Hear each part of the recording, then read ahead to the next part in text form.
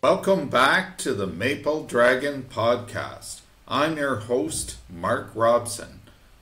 And this week, I think I'm going to start, since I've been working at school in China, different schools, this is the second university, and also a senior high school level for the previous 5 years to this.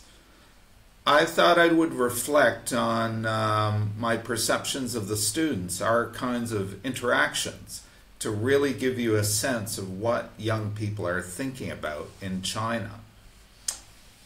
And so I'm going to cover the cities I worked in. First was in Nanjing at a university, Nanjing Forestry University, and then in Jinan, which is a top high school. And all those students were heading over to Western universities, and the difference was they were a lot more from wealthier families. So they were going to top universities around the world. The students in Nanjing were going to, obviously, Nanjing Forestry University, and here in Yantai, students just coming to Ludong University. And as far as I know, I haven't heard of anyone going overseas. So I was just reflecting back on the first interactions I had. It would have been 10 years ago in 2013 with my students. And one thing that does stand out is I had a few different students tell me that, while we find your courses that you're teaching interesting, we're much more interested in the way you live. And I found that quite a deep kind of philosophical question. I didn't get the sense that they really wanted to know about the personal intricacies of my life, just, I guess, my daily, maybe routine, how I thought about life, how I lived life. And so I just found that quite profound, quite a profound question to ask. I couldn't imagine a Western student in Canada asking a, say, visiting Chinese professor the same thing. There was a curiosity in how I lived. People really wanted to know. And I'm getting a little bit of that here in Ludong. There's 2 hours a week where I have office hours and students come in to largely practice their English. And so we have, choose topics to talk about. And a lot of it is just asking what things are like back in Canada. Again, kind of similar sort of, how I live kind of stories. And so they're very curious about the West. So this is something that I don't think comes across in the media at all. We keep hearing that China's getting, isolating itself, but I have to say at the young person level, I don't feel that at all. They're thrilled to have some foreign professors here, for sure, because of the pandemic. It's been 3 years where they haven't. And so students are really appreciative to have a foreign teacher or professor who they can talk with. They just see you as a great source of information for them, cultural information that would be very difficult for them to get. I don't think they couldn't get it from a Chinese person. They want to get a Western perspective. And I do feel over the years, here we are in 2023, 10 years later since I first started, I do get a sense, I am in a different part of China, different university, so it's hard to say if it's comparable, but I do get a sense that definitely compared to 10 years ago, it feels like students are much more open. They feel a little more westernized. I don't know if I can say they're listening to more music, but typically it's Western music that they've been exposed to, and I've just heard from a few students, but they've admitted that the vast majority of the songs, for instance, on their phones are Western English songs and not Chinese singers, although there are students who have Chinese singers on their iPhone, but of course they tend to be the ones that don't know much English. So the people who know much more about English, they have many more English songs, and they've seen more English movies, and so they're very interested in. And this is what I find interesting about China, even though it's this ancient culture, and you would think it would be really isolated because of that culture. You know, it's a very rich culture and so on. They're very inquisitive about the outside world. They want to know. They're definitely, it strikes me that this homogeneous culture is very curious about the outside world. Because there is a sense of, you know, the West has been a leader and has helped China grow and innovate and so on. And so that there's still a lot to learn from us, even though China's getting a lot stronger. They want to understand, yeah, it's really cultural stuff. They want to understand the young people. They want to know the slang. I get asked that in particular. What are some slang words? They want to be kind of hip. They want to be in with the West. You know, it's cool to be Western. And so it's still kind of like that. And 10 years ago, I remember dating. There seemed to be very little dating going on, whereas now, 10 years later, here at Ludong, it seems everywhere. It seems very Western. So I don't get a sense of girls staying apart from guys so much, but you do get a little bit of it in the classroom, so that's kind of interesting. The guys will all sit together in the classroom, like in one row, and of course they're in the minority in these classes. It's the vast majority are girls, 80-90%, but the guys all sit together, and when I try and create groups for people to talk to each other, sometimes there aren't enough people for a group, so I'll maybe ask someone from one part of the class to move to another part of the class to join a group, to make it a group of 4 or something, whatever I'm looking for. It is the hardest thing to get the guys to move. Usually they'll actually refuse to move. So it gets to be a bit of a challenge. So I've learned that you don't take them on in the challenge. This is just some cultural thing. So there definitely is a real separation between guys and girls that way in the classroom. But there's still a lot of hand-holding and whatnot around campus. When you see a guy and a girl, they're not hiding it so much as maybe 10 years ago they did. It would be done much more surreptitiously, like at nighttime, sitting together in the dark. But it's much more open here. So I do get a sense that they're more westernized. And of course they're asking me about Christmas. Now again, these are students that I don't think any of them have been outside of China. So I am their pipeline to the outside world. So they're really interested to know. And so they'll ask me questions about, am I married? Do I have any children? Do I miss my family? These kind of Chinese questions. And how often am I communicating with them? Different things that we do around Christmas.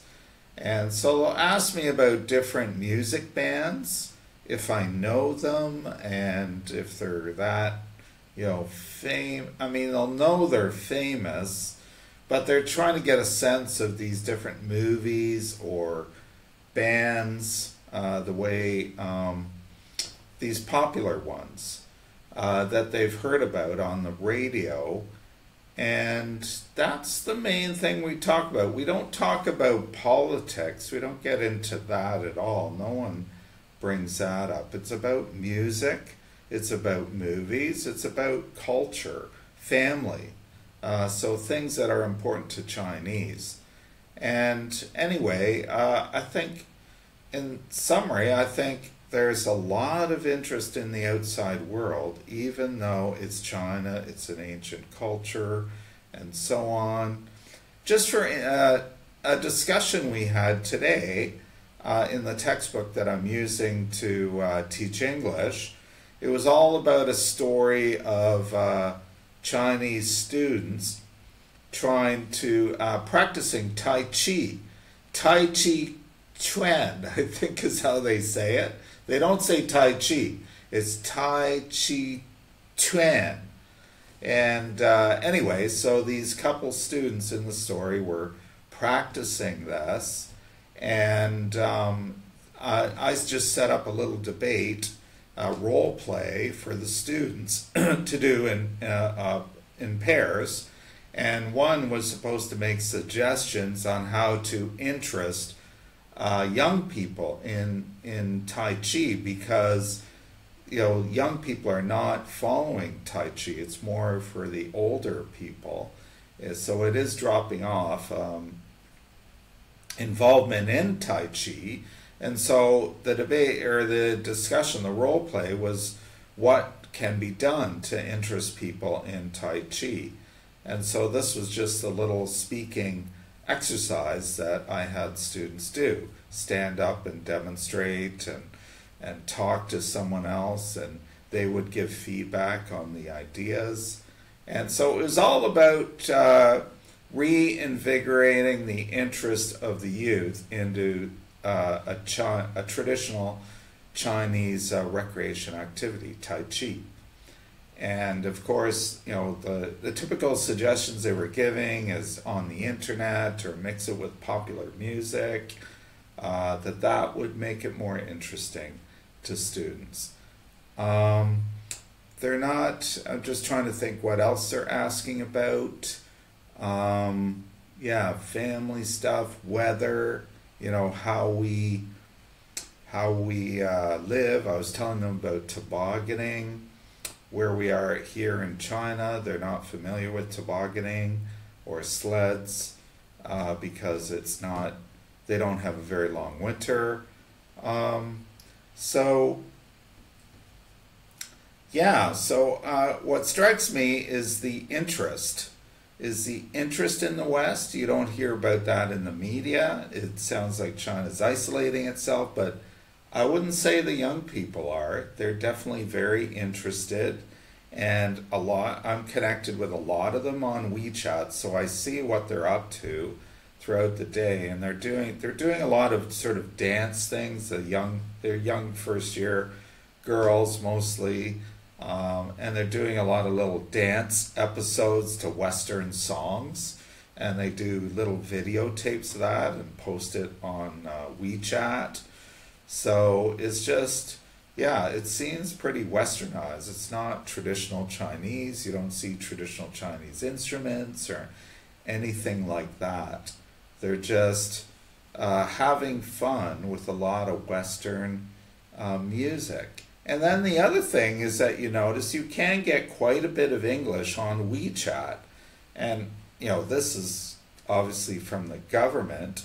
You can see a lot of videos on sort of stories from the West, from maybe wise writers or wise people of the past, and just little stories to learn from some wisdom from the West. And there are endless videos like this in English that I can access. I can watch all day long, really, on WeChat. There's also, there's girls doing dancing, sexy kind of girls, but, it's all clothes. There's no nudity or anything like that. So there's a fair bit of that too.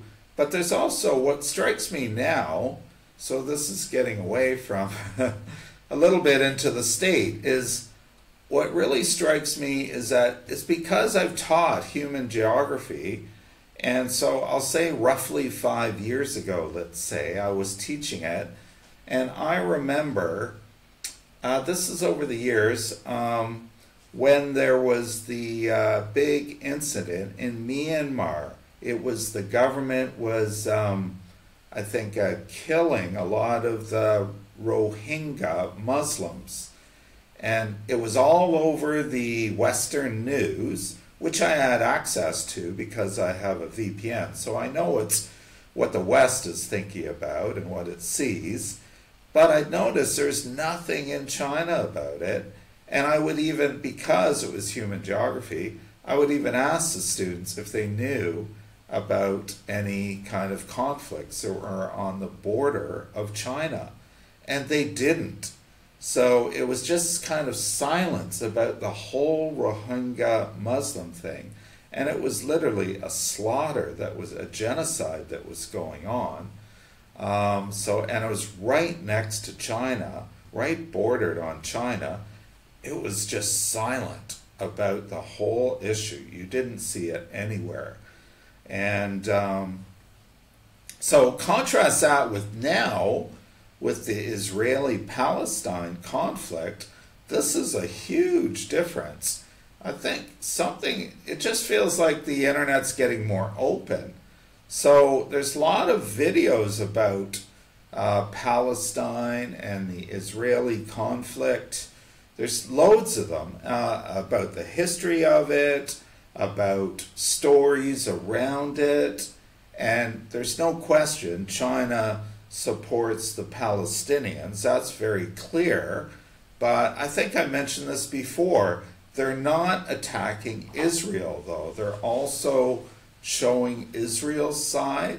It's a real sort of looking at both sides and not taking sides at all, but strongly suggesting that Palestine is the one China sides most with.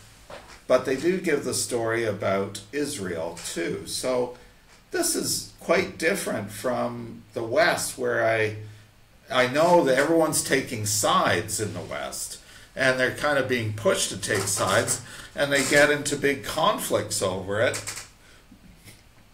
And you can see China doesn't take sides. It's looking at both sides. It's taking the side of peace. That's what it's trying to promote. So this is a big difference that I've noticed, and I don't think I've talked about it much yet, is that there's a lot more videos about what's going on in the outside world. Now, it could be because it's not on the border of China, and maybe China's especially sensitive on anything on the border that might get people upset or might create problems in China. So that could be a reason why I never saw the Rohingya Muslim issue online. But still, I don't recall videos about something going on in the outside world like I see now, like this conflict. And they're in-depth videos. I think the media is actually better than in the West. It's more balanced. It's not taking sides. It's not trying to whip up anger. It's just showing you the tragedy, kind of the story. And so that really strikes me. It feels like it's opening up, like it's a controlled way, but it's an honest way, because I can see the Western media, and then I see what they're showing in China. They're not Chinese-made videos. They're not made by any Chinese organization. All they're doing is getting clips from somewhere else, somewhere in the West, and posting them online. So, of course, they're choosing which videos to show, but it's all made, outside. Like Noam Chomsky's all over WeChat now. Like some of his talks on YouTube and so on. They're just all over WeChat. So that's how China does it. Because I do get a sense China's not that sophisticated when it comes to propaganda about the outside world. They're on the outside world. I think they're just not that good at it. So what they do is choose voices that they agree with and get those people to state whatever issue they're addressing. So I find that that's definitely a big difference this time coming to China. It does feel it's talking about the outside world much more, about what's going on, and in depth, like maybe greater depth than you get in the West. In the West, it feels like it's all hype. It's all to sell. It's all to get people upset, whip them into a frenzy, get them raging. But in China, it's all about kind of depth, promoting peace, and understanding both sides. And some really pretty profound stories that I've even never heard anywhere in the West about, I saw an amazing one about what was it? It was a church, I think, in Jerusalem, where a Muslim family for hundreds of years has opened the doors to that church every single morning for hundreds of years. They've held the key because different Christian groups have been in conflict for such a long time. They couldn't agree on who would open the church, I think.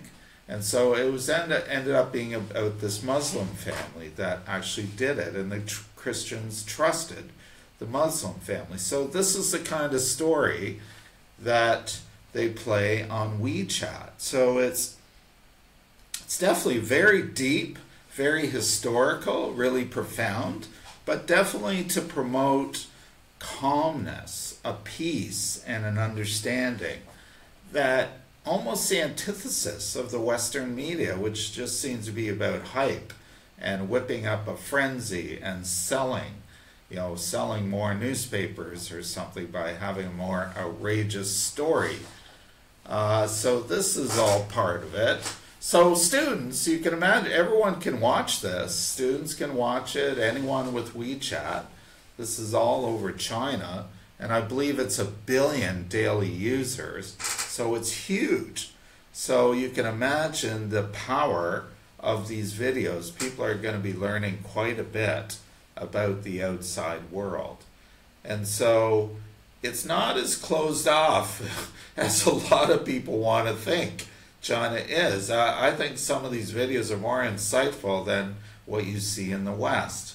It feels like in the West there's a far more propaganda. That's what it feels like to me these days when I see what the West, how it's portraying something versus China. China is calm and balanced. It feels definitely balanced. And Western media doesn't. It plain just doesn't. And doesn't feel like it's trying to be balanced either. And so students are able to see this, and of course they can listen to their favorite songs. They can go to movies too. I think the Barbie movie was here in China, but I don't know anyone who's actually seen it. But definitely these ideas are getting in there. And one of the students, just for interest, that comes and talks to me regularly every Tuesday, her English is quite good, she's one of the best, she's a member of the Communist Party, the youth wing, I think it is, that she's a member of. So this is how the engagement with the Communist Party. I have people tell me this all the time. This is another whole issue, is she told me right up front that she's a member, and so I was even asking her about it, how often she goes to meetings, but this isn't any different over the years. 10 years ago, the assistant I had, the student assistant, told me he was a member of the Communist Party, and another student who was in the class, one of my students, also told me she was in the Communist Party. And so people are not hiding this. So this is you have to, I think this is important to understand. Like, I don't feel spied upon. I mean, I know, you know, I mean, you get kind of evaluated and stuff. You do get a student come in and watch how you teach a bit. And a student who's not a member of the class do that. So I've had that happen just to make sure that you're doing half decent lectures, I guess. Maybe you could say, oh, they're making sure you're not talking about something wrong. But I don't get a sense of being watched at all. It's just normal evaluating a classroom. And so with the Communist Party, when you're told they're members and they're just regular students, and you can talk to them about it, you find a lot of people join because it helps their career. You know, so if they're a member of the party, they have a greater chance of moving up the ladder, being promoted. So that's a lot of the self-interest of it. But you know, students, definitely the student here, I do get a sense she's really believes in the Communist Party, and so we've had a couple of chats about that. But it's not threatening at all. She just told me up front, I don't feel threatened by it, and I'm just open with her, and I enjoy her company because she's full of life and always asking lots of questions about the West, wanting to understand, you know, including, like, in general, the way we live and so on in the West. So this is just one of the students that's showing up. And then, of course, there's a lot of shy ones that are afraid to say things, and but other ones who want to know more about the music or slang, terms. What else could I say? Yeah, just day-to-day life. Yeah, so a whole mixture. So anyway, I just find it interesting that this ancient civilization that you would, for all, you know, for knowing how ancient it is and how hard, you know, there's just a lot of civilization here in China, thousands of years of history, and you would think that they would be far more isolated in their mindset than they actually are, like a far more inward looking. There is a level of that, but definitely with the students, they're very interested in the outside world. They want to know, they want to understand these other cultures. Culture, I think, is really what students are interested in, being aware of Chinese culture is unique and what they can learn from Western culture. So that's what I find quite interesting, is just, it almost, I think I mentioned this earlier in a previous episode, that I come from the world's most multicultural city, Toronto, Canada, and Canada is one of the most multicultural countries in the world, and we believe in a cultural mosaic, so not a melting pot, and so we kind of respect other cultures, or we're taught to do that, especially in Toronto. And I kind of feel like I'm in a culture that on the surface looks really homogeneous, but you have to be here a while and you have to move around to start understanding it's not near as homogeneous as you think. There's different provinces operate differently. Like, you learn about different rules in different provinces. So maybe you need some kind of government document, but in one province it might be too difficult to get because of your age or something.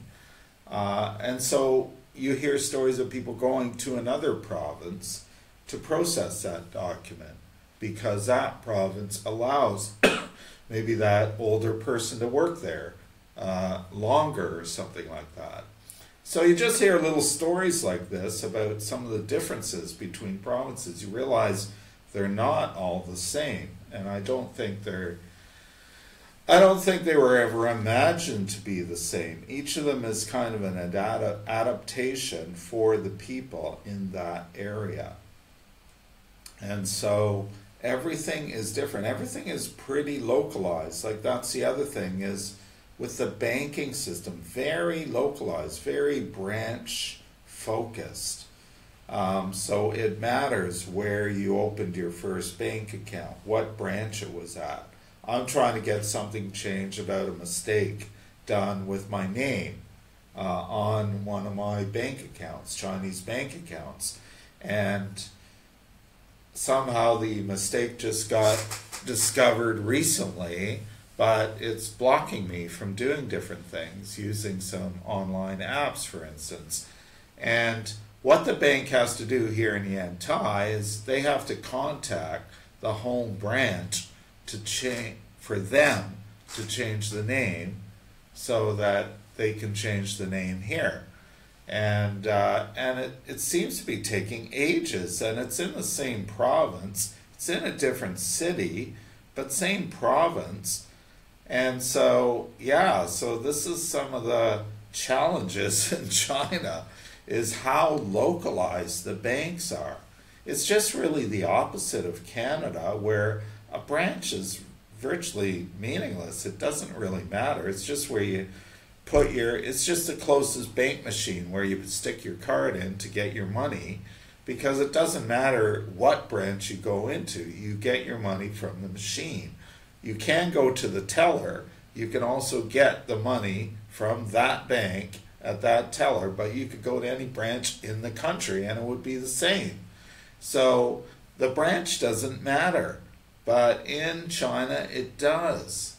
Where it's registered anyway, I can still withdraw my money from my account, even though it's, the branch is in another city. There isn't any issue that way. But if any changes have to be made to the account, it's got to go to the home branch. And I've heard this about the internet too, with VPNs. Very localized. Some VPNs work better in some locations than others. So any VPN that says we are the best for all of China, you have to take with a grain of salt, because it depends where you live.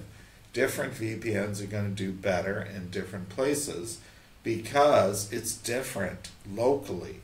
So there's this diversity in China that is largely invisible. But if you start talking to people, you'll start finding out there's different dialects too in different cities, and I've already talked about that. So there's a lot more diversity in China than you realize. And so, coming from the world's most multicultural city, I feel almost a little bit at home here. Like, their curiosity about other cultures is similar to maybe someone in Toronto.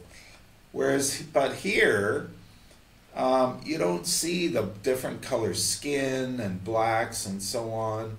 They're pretty unusual. There's some visiting students. You largely see Chinese, but there could be different dialects and so on that you wouldn't know until you talk to them. Try and talk to them in their kind of home language, not Mandarin.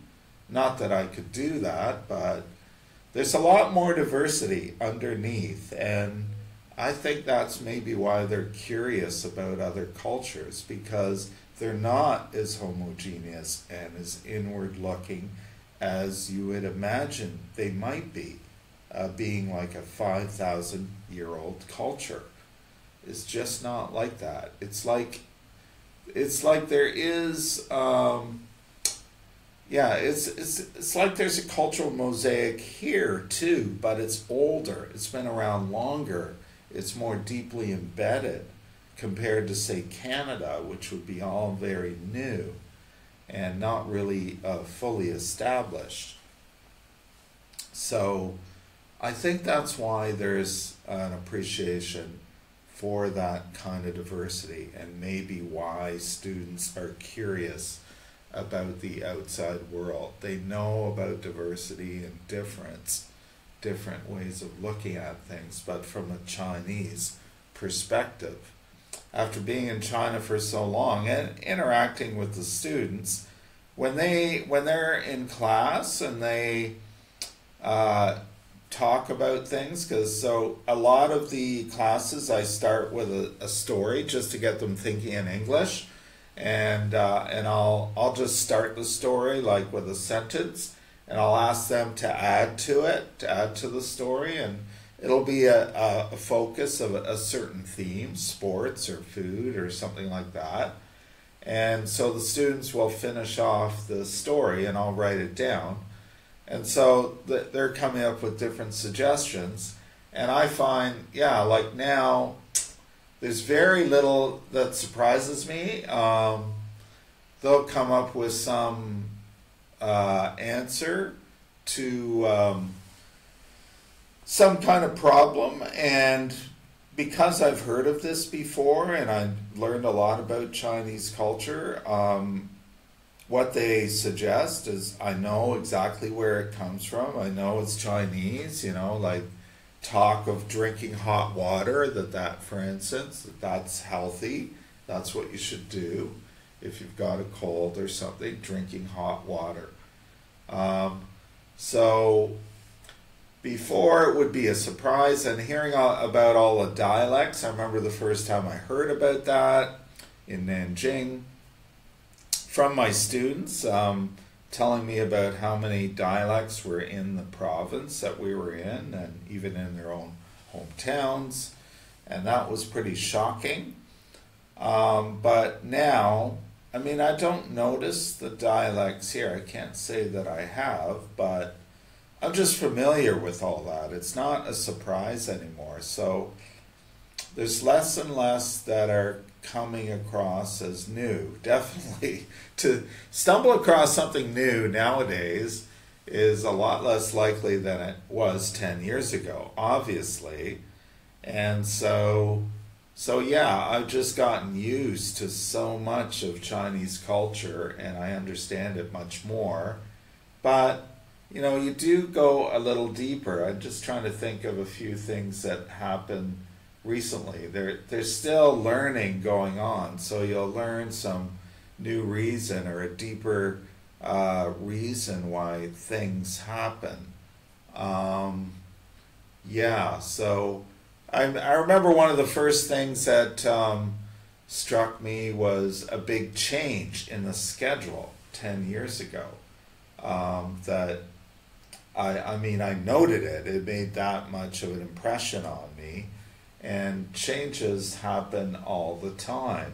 And now that I'm teaching English as a foreign language, which I haven't done before, and I've met some of the other foreign language teachers, I just hear how things can change last minute. They just say they're just used to it.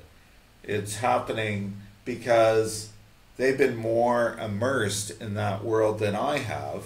And part of the reason is because I was teaching in Jinan for 5 years. I was teaching an international program, basically American courses that are taught around the world. And so there's scheduled times for exams and so on. So you have to keep on a schedule. And so things are pretty scheduled. And here, there's no sort of international course that I'm following. I'm just teaching locally. And so things can just change on a dime. And, suddenly I was told, for instance, I have to have an exam for my PhD students, and I'd never even heard about an exam, and we're only a few weeks away from the end of the semester. So I have to pull an exam together. And so stuff like that is just...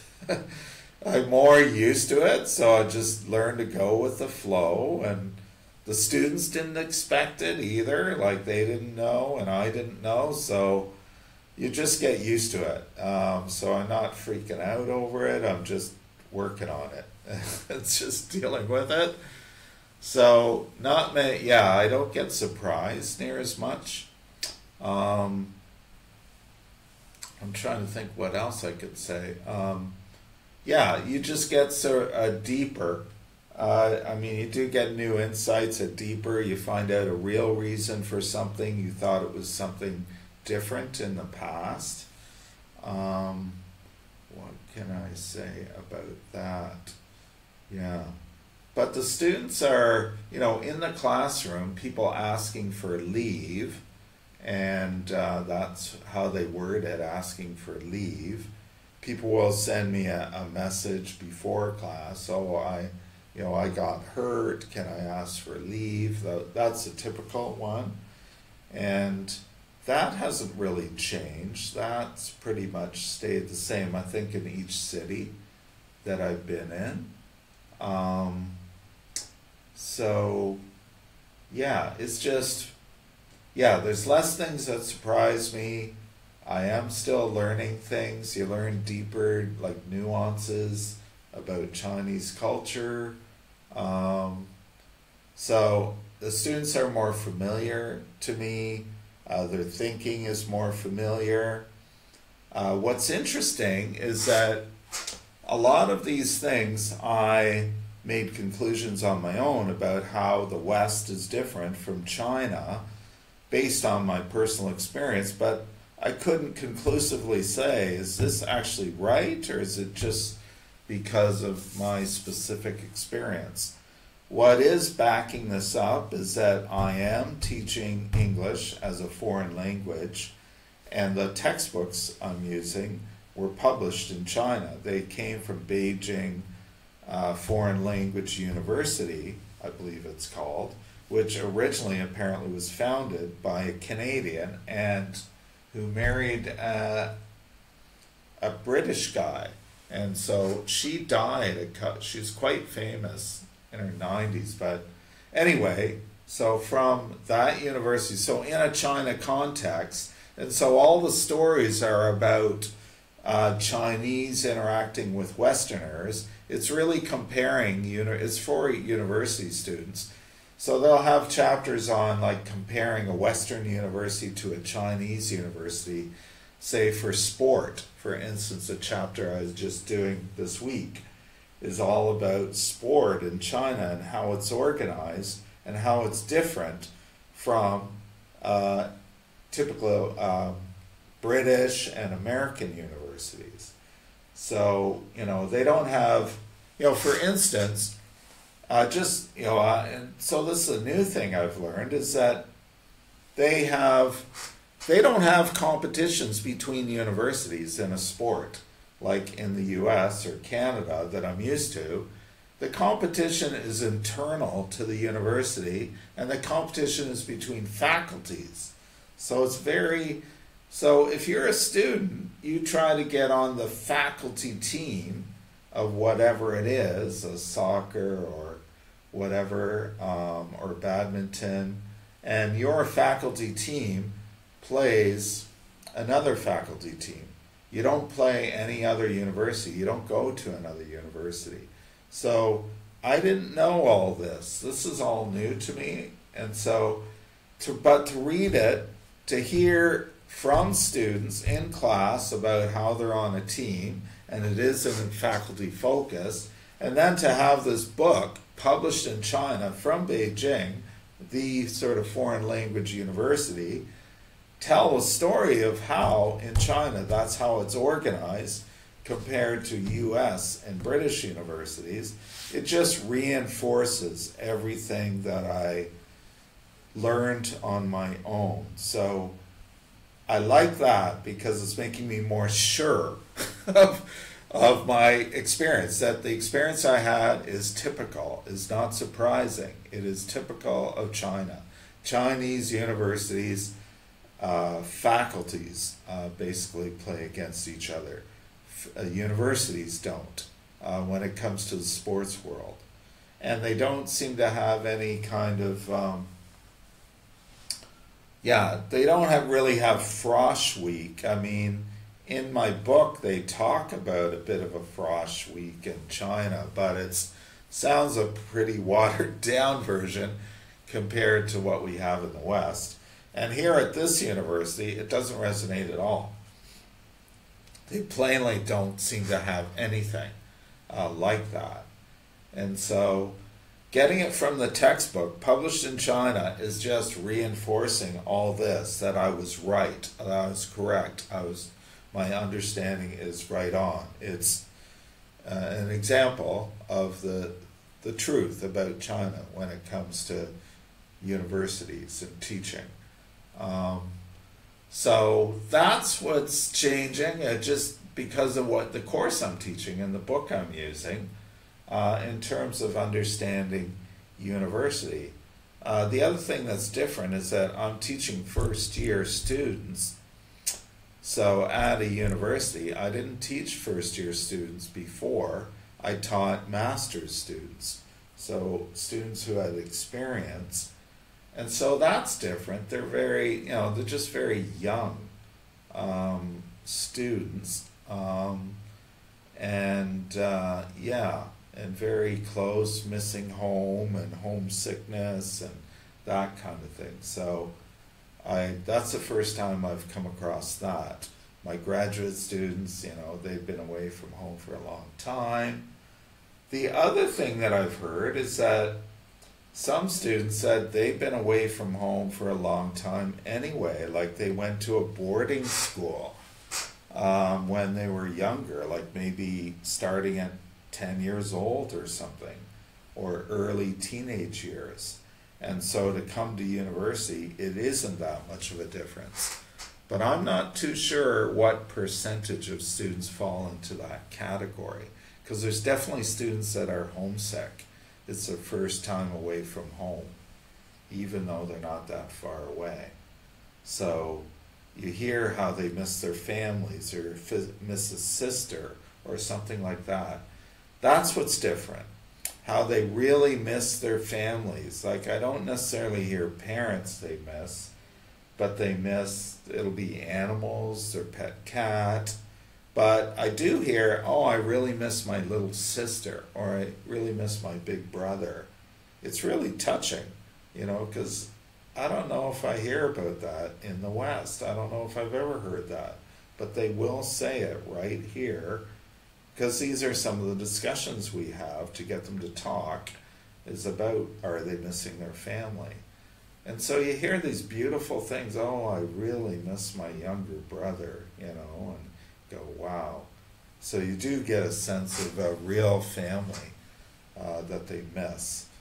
The hometown they'll miss. The food from the hometown. They'll even talk about the weather here, like it is very changeable here and quite different. And, so they're quite sensitive, They've been in their hometown all their lives, eaten certain kind of food with their family, used to a certain weather, certain temperature, and then to go to another part of the same province that's quite different food, different weather, away from the parents and family. It's challenging for them. So anyway, you certainly hear some beautiful stories about how they miss a sister or a brother. It just kind of speaks to how tightly knit the Chinese families still are, and this is in Shandong province. I'm not in Shanghai or Beijing, but this is rural, agricultural, so traditional, I would say. So anyway, it's really beautiful to hear that. That's something you don't hear in the West. And then compared to the high school students, I wasn't as clear on the living arrangements with them. They were going home. They weren't living on campus. So they were with their parents anyway. So I think often the parents would buy a house so that their kids could go to that school.